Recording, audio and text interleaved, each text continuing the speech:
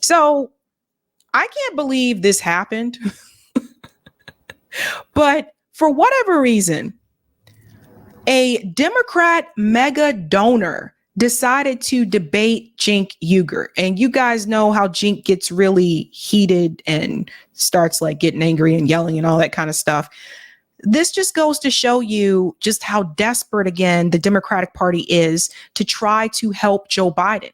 Now, the topic of this discussion is, should Joe Biden drop out? Let's get into this debate. It was on Counterpoints. I caught this earlier this morning. This is really interesting. Check this out. In 2016, everybody told Joe Biden to step down. Everybody was sure he was too old. Same people made the same points in 2020. Same people are making the same points now. But the democratic process and the deliberative process that chose Joe Biden is the process that we have. It is how American democracy works. The parties choose candidates, and then the nation chooses between them. It's not just Joe Biden that's in mental decline if we make him our candidate. The whole party's in mental decline if we select Joe Biden as our strongest candidate. I'm not willing to insult the Democratic Party like that.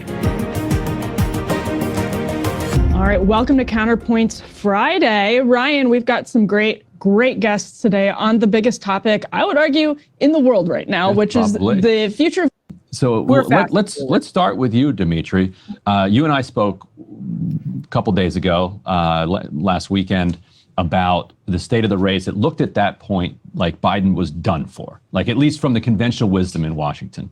But you were not persuaded by that, and you said, "Look, you guys are overestimating your ability to change the reality here. And the reality here is that Joe Biden feels like he's still the best candidate. He's going to stay in."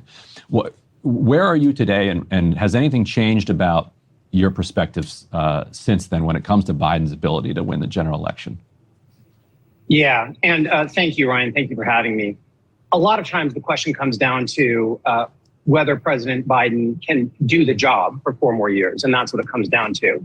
But the question that I'm focused on is, what is the most likely way to prevent President Trump from having a second term? And to prevent President Trump from having a second term, from being elected, you need someone to be able to win the nomination of the Democratic Party and also beat Donald Trump in a general election. And for the last 5 years, there's only been one Democrat who's been anywhere close, and only one Republican who's been anywhere close to getting their nominations back. And so we've known for kind of 5 years that this was the most likely rematch. And we knew that both men would have some increasing challenges compared to last time. Biden and Trump, neither of them is the same man they were 4 years ago. And so the question is, did that debate fundamentally alter Biden's electability more than the things that we've learned about Trump and keep learning about Trump, like his criminality and so forth? So that is a real question. It's a fair question. But immediately after the debate, the swing voters seem to have not moved very much. The polls in each of the 3 closest battleground states have moved 3 points, maybe more likely 2 if you look at the weighted averages for poll weight. And right now, Biden is still tied in electoral votes, ahead in electoral votes representing 251 electoral votes. And he's basically tied within the margin of error in states representing another 60 electoral votes. Let's pause here for a second. And I have to say this before we continue on. First and foremost, you have to remember this is a mega donor.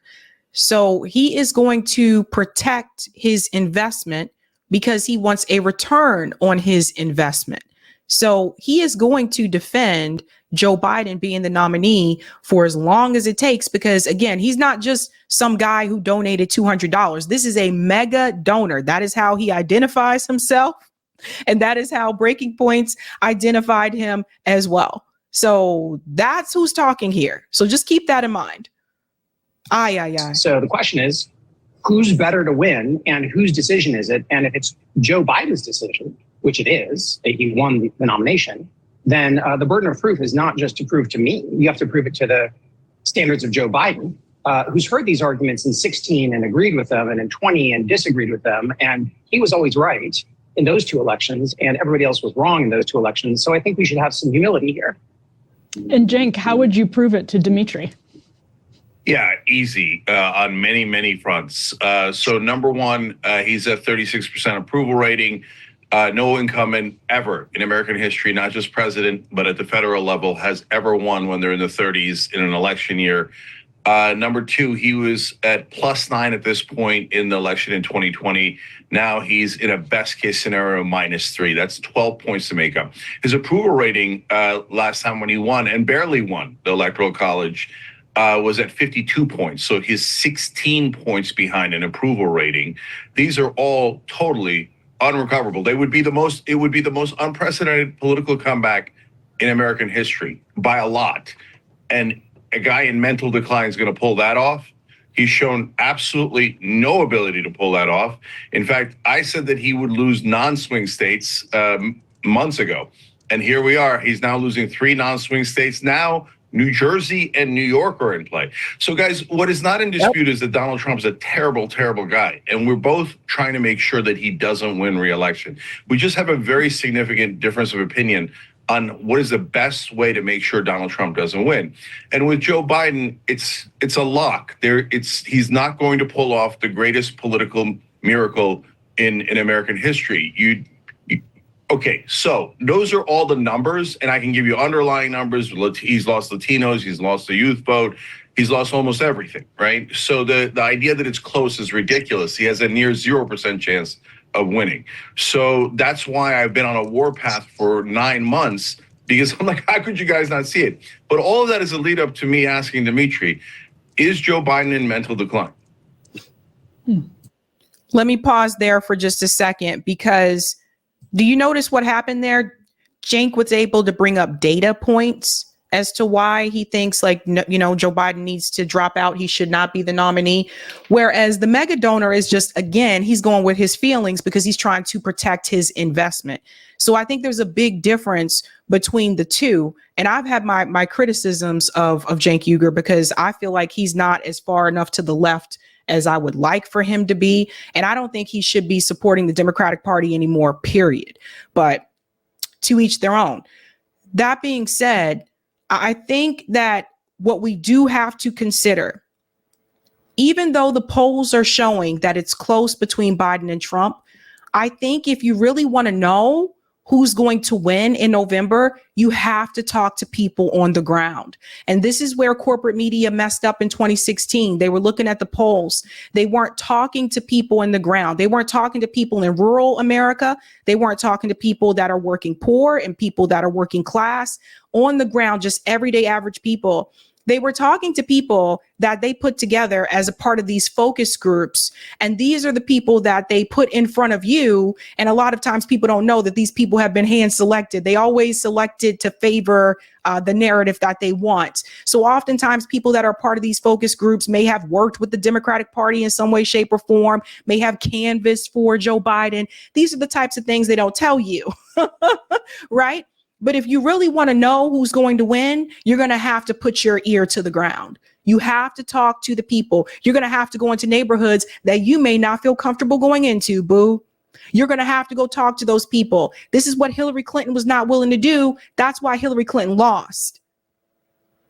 And you would think the Democratic Party would have learned a lesson from that, but they have not. Continue on. No. He is in physical decline. He's in physical decline.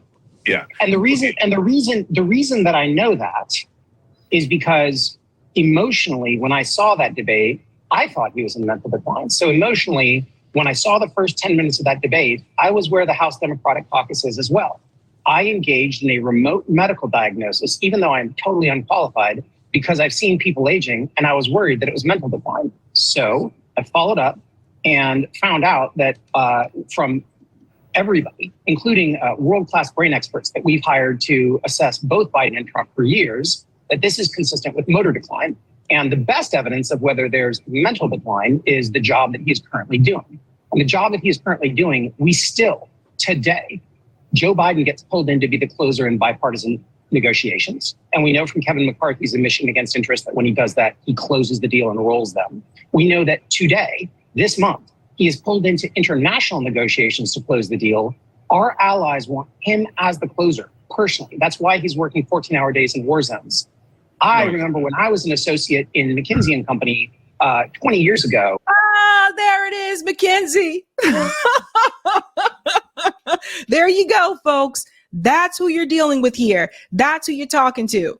Okay. McKinsey consulting firm. This is not one of those firms that anyone can get a job at. It's very competitive, very difficult to get a job at McKinsey, and they usually recruit at certain elite academic institutions. So that's who you're dealing with here, folks.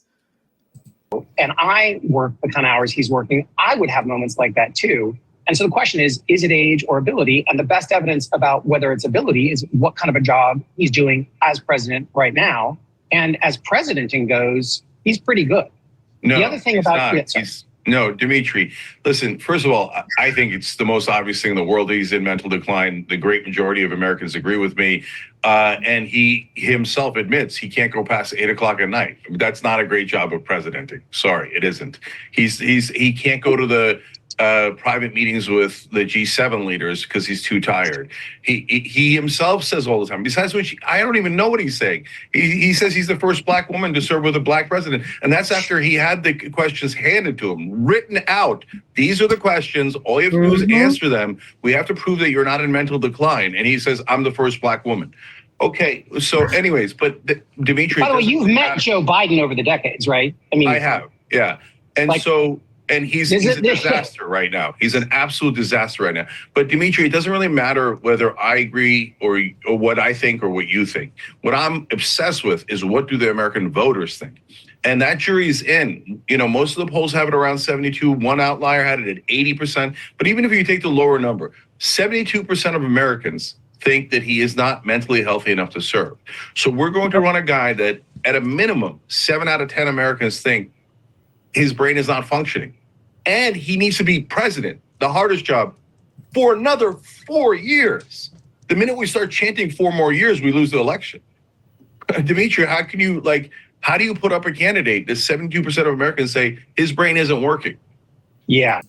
Let me pause here for a second before Demetri responds. That's a good comment there, Will. When Biden gets that 3 a.m. call, Jill and Hillary will have to change his opinion.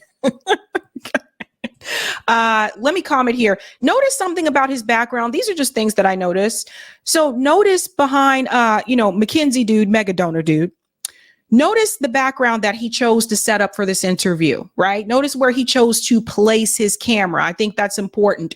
Right here in front of what appears to be a fireplace, and here's the mantle. And you'll see there's the picture, the family photo there, and the family photo shows his wife and his kid. And it also shows his dog, all these pictures of the family. And then there's a little porcelain, figurines here to show, that's intentional in my opinion.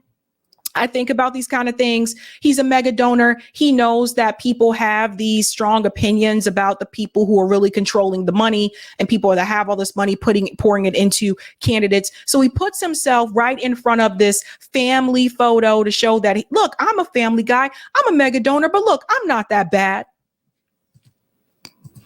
So I do agree with your main point, Jank, which is that the real question is what voters will think. And I agree with you that the voters have rendered a remote diagnosis of Joe Biden that is consistent with your impression and not with the impression that I've gathered from the people I've consulted. So I agree with all of that. The thing that I think when you get to the data about the swing voters, what you are saying is that you would still vote for Biden over Trump, but you don't think they will. And when you cite all these numbers about how badly Biden is doing, that is all just objective, like Biden versus Biden. And the other thing that is unprecedented that we've never had before is running against a convicted felon who launched an insurrection and is now attacking juries. And so the question is not, is Biden objectively, do people like or want him as the nominee? My whole life, the American public has been dissatisfied with the person who the major parties have put forth for them to choose. It's worse now. But that is not the question. The question is the two-way. And the two-way, all of the models that I've seen, from the most anti-Biden model, which is Nate Silver's, to the most pro-Biden model, which is 538, to all the betting markets, they all put this race within the range of Biden having a 30% to 50% chance. 538 says it's 50-50. So first of all, 538 has been wrong countless times. And second of all, the fact that an incumbent president, that is the chance, even the 30%, That's still low. That's ridiculous. To his point, he said, well, he's running against a convicted felon, which is why it shouldn't be that close. Mackenzie, we're just going to call him Mackenzie. That's why it shouldn't even be that close. So he's running against a convicted felon and it's still this close. What does that tell you, Mackenzie? Aye. You could be wrong. You could be right. I'm just saying that all of the aggregators and all of the models looking at the polls disagree with you that his odds of winning are zero. And the swing voters who you are sure will not vote for Biden, when they see Biden and Trump side by side, it's the same choice as last time, except both men have new liabilities. Biden has shown something that people generally perceive to be performance-related aging, even though I disagree. And also, Trump has acquired his relation. He's bragged about Roe v. Wade. He's allied himself with rural theocrats. He is if anything, I believe that Donald Trump has revealed himself to be more dangerous than last time, whereas the evidence that Joe Biden can be a great president is stronger than last time because he's been one. So I think the two-way is the question. And thus far, the two-way does not appear to be moving the way you seem certain it will move. Yeah, so Jank, Demetri, what do you make of this point, by the way? I was just checking. It's very odd. We were looking at this earlier on Wednesday. 538 does say 52-48 for Trump right now. 52% chance that Trump wins, 48%. I think Biden is probably clinging to that. I think Demetri's clinging to that. But I'm curious how you would respond to 538's assessment that this is sort of a toss-up. And this is where you got to push back on Ryan Grimm. Ryan Grimm should know better by now. Again, you guys already pointed out in the chat, but it's true. 538 was wrong in 2016. They've been notoriously wrong countless times. So look, 538 that's nuts. I'd bet them any amount of money that they're like off by a landslide. I mean, that is a preposterous thing to say. I mean, 52-48 on which planet? Guys, 7 to 8 out of 10 Americans think his brain is not working. They're not going to vote for him. Now, that doesn't mean Blue MAGA isn't going to vote for him. Blue MAGA is going to vote for him no matter what. And when it comes down to election day, we're all going to have to make a super tough decision, okay? Because Trump's terrible. Like you mentioned, the convictions. I know, but that's already baked in. That's already baked in. It isn't moving anyone. Guys, whenever we're talking about the election, again, I agree with Demetri on something. We have to be talking about the swing voters, the independent voters. It doesn't matter what we think. We hate Trump. If it was just us voting, it'd be a landslide for Biden, okay? So let's talk about the independent voters for just a second. We all need to remember that Joe Biden did win a significant amount of independent voters, more than I thought he would have in 2020. Let's remember he was able to win Arizona because a lot of the independent voters voted for Joe Biden. Where does he stand right now with the independent voters? Some of them have moved over towards RFK. Some of them have moved back over towards Donald Trump. Some of them are just deciding, I'm just going to sit this out altogether. So it wasn't just Democrats that helped Joe Biden win, registered Democrats. It was also registered independents that helped Joe Biden win. This time around, too, what I think Mackenzie dude is leaving out of his philosophy is that you also now have independent and third party candidates in this race that have pretty big name recognition, which you did not have in 2020. Yes, the Green Party still had Howie Hawkins, but he wasn't a big name. So you have Cornel West, you have RFK, you have Jill Stein. Like these are people that are pretty well known, and you have 3 of them. We don't know if all of them are going to make it until November, but if it stays that way, so you can't leave that out of the conversation. As much as people like the mega donors want to leave that out and pretend like they're not a part of this race, if they stay in until November, they will have an impact. Not only do the polls show that, but if you talk to people on the ground, they'll tell you that. People have told me they're going to vote for this third party candidate or that independent that's the thing. So it's difficult to compare it to 2020 because you did not have those elements in play. The other side hates Biden. Forget blue MAGA and red MAGA. The middle is what matters. And the middle thinks that Joe Biden's brain isn't working. They're not going to elect him for another 4 years. And the other problem, Demetri, is it isn't just, hey, Biden versus Trump. Why not have a candidate that would be crushing Trump? Because Trump has those liabilities no matter what. So why are we putting up a guy that has at least the same amount of liabilities? Imagine a ticket like Andy Beshear and Wes Moore, two young, dynamic, successful Democratic governors. One guy won twice in Kentucky. The other guy is this dynamic, great speaker who's the governor of Maryland. Oh my God, imagine how excited Democrats would be if they had that ticket. We would crush Trump. And here's where Jank fails, and I think he knows better than this. We have this governor from Maryland who's a great speaker. You see, that's the same thing that people said about Barack Obama. He's a great speaker. And how did that turn out? So it's not enough to be a great speaker. It's not enough to have political experience or to be a governor of a state. That's not enough. You have to be willing not to be bought and paid for. You have to be willing to shut down corporate money. You have to be willing to have a message, more so a populist message that's going to resonate with a lot of people, particularly those who are working class. That's how, and this is the thing, this is how Bernie Sanders was able to build such a big movement, because he had that message. Trump had somewhat of a populist message too when he ran in 2016. Why do you think? Don't people realize that by now? That's why they were able to build the coalition that they built. So this whole idea of someone is a great speaker, those are the Obama days. That's not good enough anymore. And if anything, if that's all they've got going for them, that should be a red flag for you. I think we have learned from 2008. Yes. Why do we want to, at a bare minimum, risk losing? In my opinion, guarantee losing. And I don't, there's no planet where a guy at 36% has a 48% chance of winning. A guy at 36% at incumbent has a 0% chance of winning. It's literally never, ever, ever happened before. And so you're saying that Biden is as great a politician as AOC was in her run against Joe Crowley, and way better than that, way more dynamic than that, because it takes an AOC like miracle to win at this point.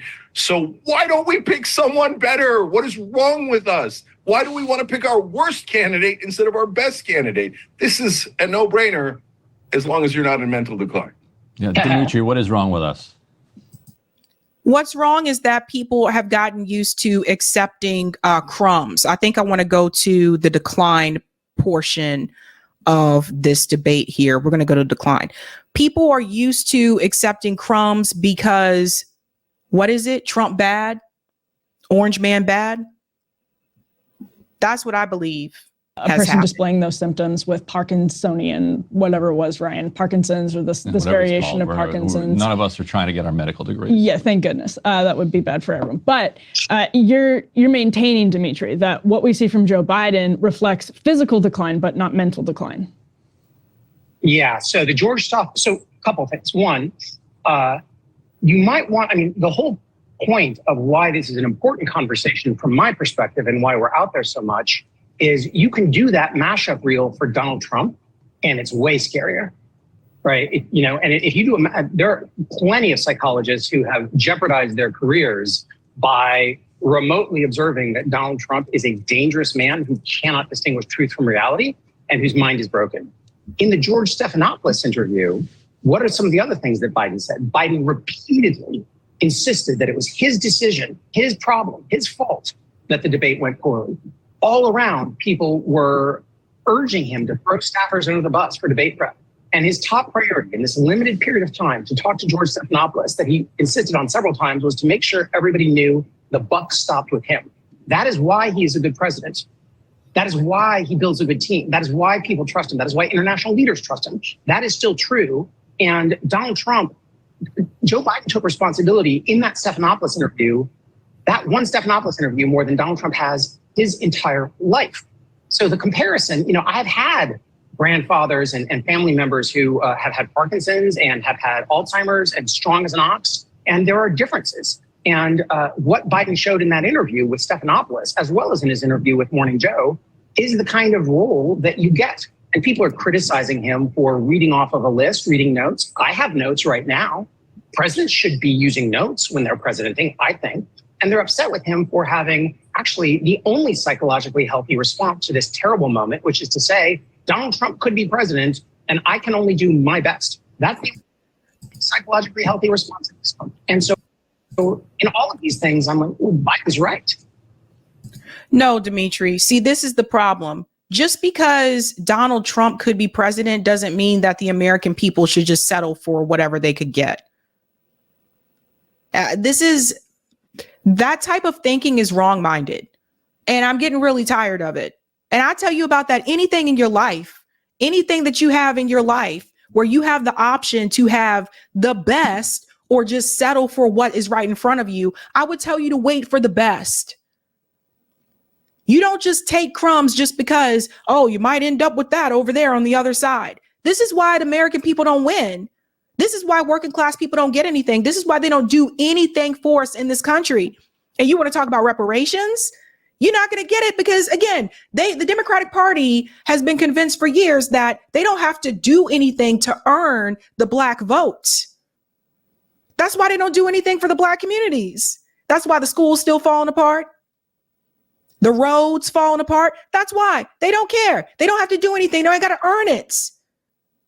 Demetri invested a lot of money in Joe Biden. And it appears that Demetri is not happy that his investment may not work out for him. So, Jank, let's say that Biden does end up stepping aside. And in that hypothetical, there are a lot of Democrats who are saying that, okay, it's Kamala's, and we're all going to rally behind Kamala. Jank, where are you on that? And what do you think Democrats should do in order to get a new nominee if Biden does drop out? And again, Demetri's take on that as well. Yeah, so I'm going to answer that in 1 second. I just got to mention a couple of things that were mentioned earlier. So first of all, I think Biden is the goodest candidate. When you're trying to prove that you're the best candidate and you're saying you're the goodest candidate, come on, brother. George Stephanopoulos said today, after the interview, I don't think he can make it another 4 years, which goes to the 3 a.m. point that you made, Demetri, which actually is a point that one of our members on Young Turks made, which I thought was so smart. You get the call at 3 a.m. You say, hey, Trump would be worse. I get it, brother. That's why we're all working overtime to try to defeat him. And Biden always says, don't compare me to the almighty, compare me to the alternative. But the alternative isn't just Trump. The alternative is a better Democratic candidate. And so when that 3 a.m. call comes in, you're saying the administrative state would handle it. But then we're putting up the administrative state as our candidate. And what are we going to do? Pull a Feinstein and wheel him around for 4 years and pretend he's president when the administrative state is the president? And then we're saying we're trying to protect democracy. That makes a mockery out of democracy. We cannot go in that direction. We have to be the defenders of democracy. We have to be the defenders of truth. And with Joe Biden, we're in a massive hole on both lying, because he's, in my opinion, and in the opinion of 72% of Americans, clearly lying about his mental condition. And, we want stability and someone to make the right decisions. Here we go again. Right. And so these are two giant problems that other Democrats wouldn't have. So now that goes to Ryan's question. Before the 3 a.m. And he said, baby, it's 3 a.m. I must be lonely. You guys remember that song? He had a Matchbox 20 moment. One of the bands that people say they can't stand, right? People say they can't stand Matchbox 20 and the other one is Nickelback. But somehow these bands still tend to sell out their shows. Somebody likes Matchbox 20. Somebody likes Nickelback. Before we go to Kamala, because I think that's a really important point that I want to hear Demetri's response to. That is my read here, that Democrats are sacrificing all of their credibility when they say that democracy is on the line, and then also saying, but actually, the president's kind of overrated. Whoever the president is, just the administrative state is going to run it, or by saying something that people don't believe with their own eyes and that they don't have the credibility to lose. So how concerned are you about Jank's point there, that if Democrats are running on the idea that if actually things will be fine, there's a whole state, there's a whole apparatus of advisors around him, that undermines Democrats' credibility with voters when they go to say we're here running to defend democracy? So there's two things about that, Ryan. One is remember, I was stipulating, let's assume that Cenk and the 72 million Americans are right. And let's assume all that. Even then, the team around Biden and the instincts of Biden, the instincts to take personal accountability. If you guys are right and lost it, then even his lost instinct, his instincts are to take personal accountability. That's significant.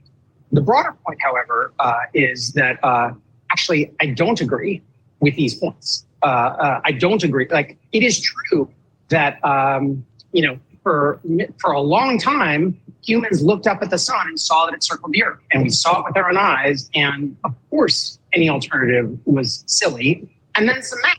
And then we're like, oh, right, actually, the earth circles the sun. It is possible to do math, check your priors, check your eyes. And in this case, this is a guy who is competent. And in terms of his ability to beat Trump, to be clear, it is a close call as to whether there is another human being other than Joe Biden who can unite the Democratic Party and defeat Donald Trump. To date, he is the only one who's done that. He's the only one who did it last time. He's the only one who has done it this time.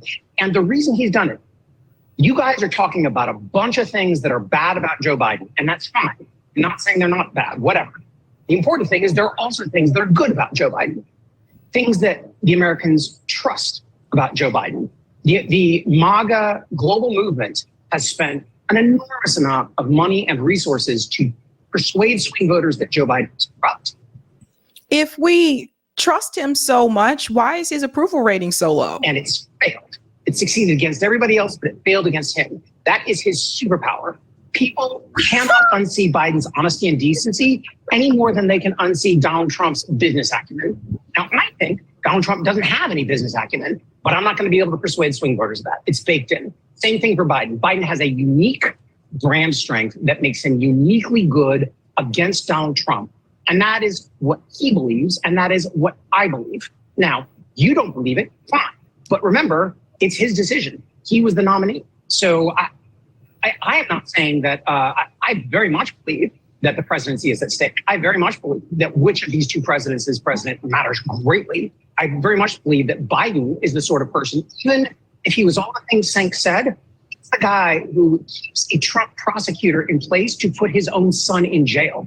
He's the guy that sits for a deposition with Robert Hur, even when our ally is being attacked on October 7th. He's the guy. First of all, his son is not in jail.